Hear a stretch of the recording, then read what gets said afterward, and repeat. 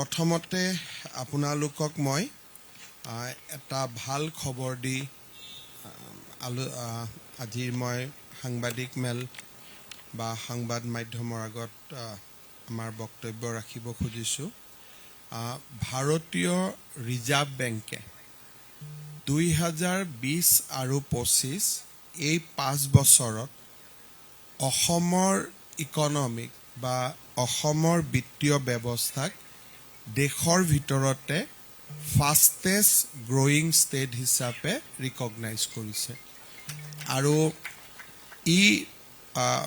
এনেকুৱা নহয় যে উত্তৰ পূৰ্বৰ ভিতৰত পূৰ্বাঞ্চলৰ ভিতৰত সমগ্ৰ দেশৰ ভিতৰতে 2020 আৰু 2025ৰ ভিতৰত সমগ্ৰ দেশত বিকাশৰ গড় আছিলে 29%। কিন্তু আমাৰ ৰাজ্যখনত 2020 আৰু 25ৰ ভিতৰত আমাৰ অৰ্থনীতি 45% হাৰত বা 5 বছৰত 45% গ্ৰোথ হয় বা আমি গ্ৰোথ ৰেজিষ্টাৰ কৰোঁ।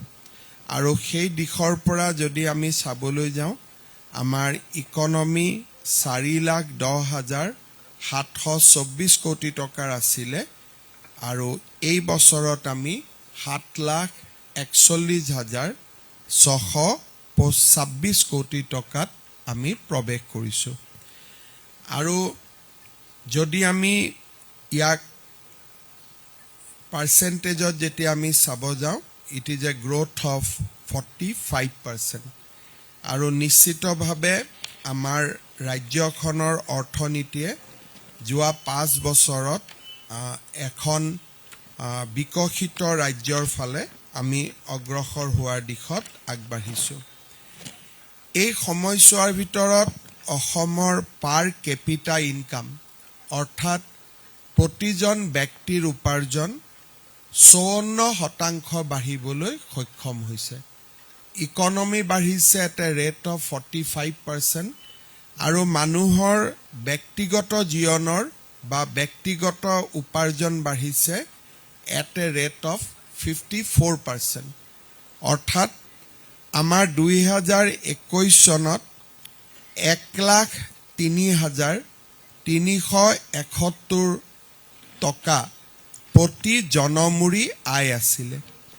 5 বছৰ পিছত আমাৰ প্ৰতিজন ব্যক্তিৰে উপাৰ্জন 1,59,185 টকালৈকে বৃদ্ধি পাইছে।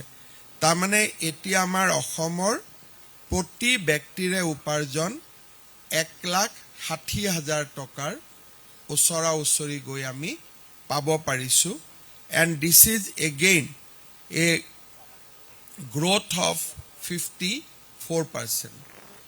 আৰু যদি ইয়াকে আমি ৰাজ্যৰ ৰাজহলৈকে ৰূপান্তৰ কৰোঁ, আমাৰ ৰাজ্যৰ ৰাজহো যোৱা 5 বছৰত গ্ৰ'থ হৈছে